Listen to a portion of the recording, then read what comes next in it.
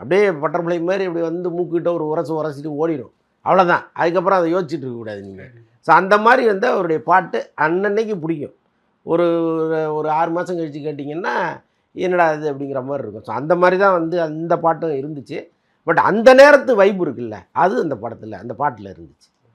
இந்த பாட்டில் பூஜா ஹெக்டே வந்திருக்காங்கன்னா எல்லாருக்கும் ஒரு பெரிய கேள்வி இருக்கு. ஆனால் ஜனநாயகன்ல அவங்க ஹீரோயினாக பண்ணுறாங்க. இந்த படத்தில் இந்த ஒரு சாங்கில் தான் வரப்போகிறாங்களா, இல்லை அவங்களுக்குன்னு ஏதாவது போர்ஷன் ஏதாவது இருக்குமா? அப்படி எனக்கு தெரிஞ்ச தமன்னா அண்ணா மாதிரி ஒரு சாங்குக்காக தான் இருப்பாங்கன்னு நினைக்கிறேன் நான்.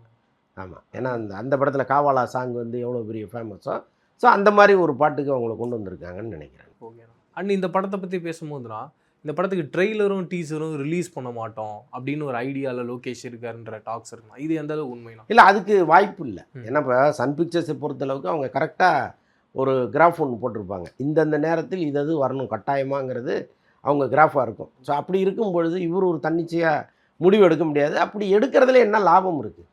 ட்ரெய்லர் டீசர்லாம் கிடையாதுங்கிறதுல ஏதாவது லாபம் இருக்கா?